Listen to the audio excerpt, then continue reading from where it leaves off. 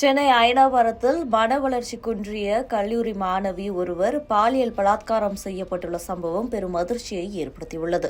இந்த சம்பவம் குறித்து 9 பிரிவுகளில் வழக்கு பதிவு செய்து அனைத்து மகளிர் போலீசார் விசாரணையை தீவிரப்படுத்தியுள்ளனர்.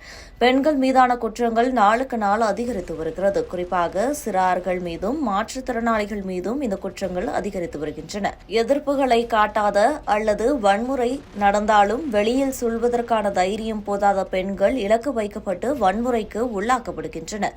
அப்படியான சம்பவம் தான் அயனாவரத்தில் நடந்தேறியிருக்கிறது. அயனாவரத்தில் உள்ள இளம்பெண் ஒருவர் கல்லூரியில் பயின்று வருகிறார். இவர் மனவளர்ச்சி குன்றிய மாற்றுத்திறனாளி மாணவர் ஆவார். இவருக்கு சமீபத்தில் ஸ்னாப் சாட் எனப்படும் சோசியல் மீடியா மூலம் சில நண்பர்களாக அறிமுகமாகியுள்ளனர்.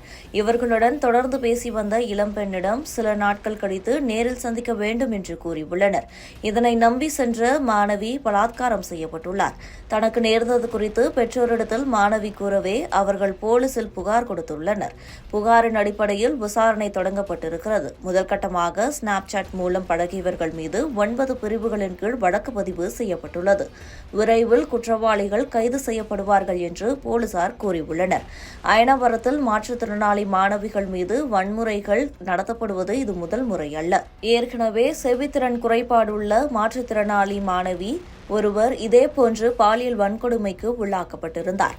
தனியார் பள்ளியில் படித்து வந்த மாணவியை பள்ளிக்கு அழைத்து செல்லவும் திரும்ப கொண்டு வந்து விடவும் பள்ளி வாகனம் வரும்.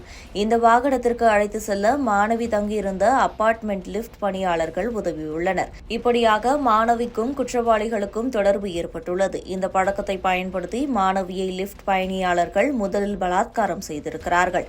அதேபோல அவர்களுக்கு தெரிந்த காவலாளிகள், மற்ற பணியாளர்கள் என அனைவரும் மாணவியை பலாத்காரம் செய்துள்ளனர். சம்பவம் குறித்து விசாரணை செய்த போலீசார் 17 பேரை கைது செய்துள்ளனர்.